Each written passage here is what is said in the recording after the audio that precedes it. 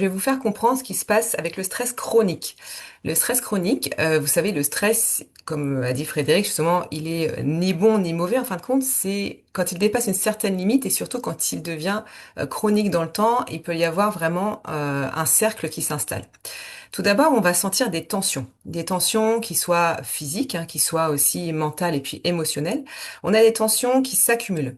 Et quand on a des tensions qui s'accumulent, souvent, on a aussi le sommeil qui vient être perturbé, que ce soit des endormissements, difficultés d'endormissement, pardon, que ce soit des réveils nocturnes, que ce soit des réveils aussi précoces. Donc ça, c'est vraiment assez compliqué à gérer parce qu'on accumule beaucoup de fatigue avec ce stress chronique.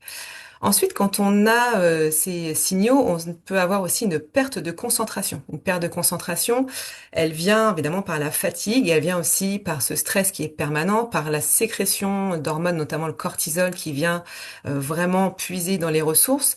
Et on peut avoir évidemment des signes sur les émotions avec de l'irritabilité, avec de l'énervement, avec d'autres signes comme de l'impatience par exemple.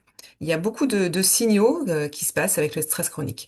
Ensuite, on va basculer aussi dans la baisse de la vigilance. La baisse de la vigilance dans tout domaine d'activité, quand vous sentez que vous soyez dans un domaine de transport, par exemple, où vous conduisez, ou dans un domaine d'hyper-vigilance, quand vous devez travailler sur un écran avec une concentration maximum, vous sentez que vous baissez de vigilance. Avec le stress, c'est vraiment significatif.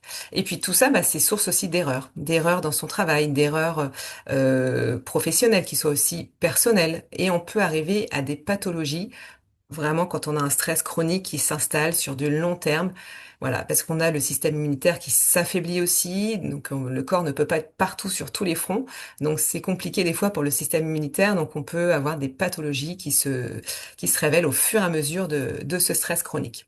Donc vous voyez, c'est tout un cercle qui s'enchaîne. Alors chaque personne fonctionne différemment et chaque personne va développer peut-être une plus grande susceptibilité au sommeil ou alors peut-être plus à l'irritabilité. Voilà, mais le but en fait dans tout ça, c'est de comprendre un petit peu les signaux qu'on peut avoir. Et c'est ce qu'on va voir juste après, les signaux que l'on peut ressentir.